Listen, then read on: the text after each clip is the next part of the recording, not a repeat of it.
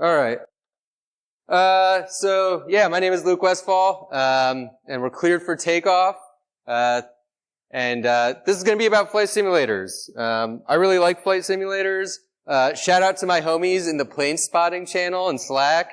So I don't know how many of you guys are into flight simulators, but this is Flight Simulator 1.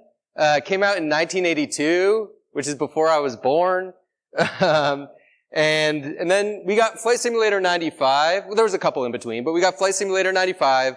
Obviously, a pretty big upgrade, graphically, but by today's standards, obviously, yeah. But I played a lot of that as a kid, and that kind of is, I think, what I attribute my aviation kind of enthusiasm as an adult to now, to some degree. But anyway, we got to Flight Simulator X. This came out in 2006. Obviously a pretty big jump. And then even by today's standards, this is totally playable. Fully 3D cockpit, nice 3D looking clouds, pretty big deal. It holds up. But what I think is really special about Flight Simulator X is that was the first flight simulator that Microsoft released an SDK for. So that allowed third-party companies and even hobbyists to write their own integrations, add-ons, plugins, custom aircraft, whatever. Now we're up to Flight Simulator 2020, 2024 actually just came out, but yeah, both are amazing. This is photorealistic. It's really cool. And it still ships with an SDK. So when I found that out, I was like, okay, I need to look into this. I'm a software guy. I'm a flight simulator guy, an aviation guy. This is checking off all my boxes. So, the SDK is called SimConnect. It ships with, 2020 and 2024. So you don't need to buy anything. You don't need to download anything separately. The DLL is there. And in here I have a link, and there'll be a link to the slides later, but there's a link here to the documentation, and it has an index of a bunch of they call them simvars, variables that you can extract from the simulator while it's running. So some of the obvious ones that you might be interested are things like airspeed, altitude, latitude, longitude, vertical speed. But there's a lot more. You probably can't read these, and there's probably I don't know, a couple hundred here, and that's just the A's. It's just the A's. So there's a lot. It's really cool. You might be thinking, what can we do with all these variables? It sounds cool, but what's the point?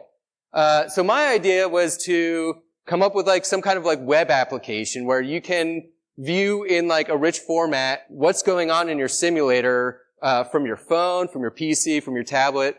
And so the way I figured that should work is to have some kind of client running locally, on your machine next to the simulator, that's just constantly asking for these simulation variables. So please give me the indicated airspeed, and it returns a number.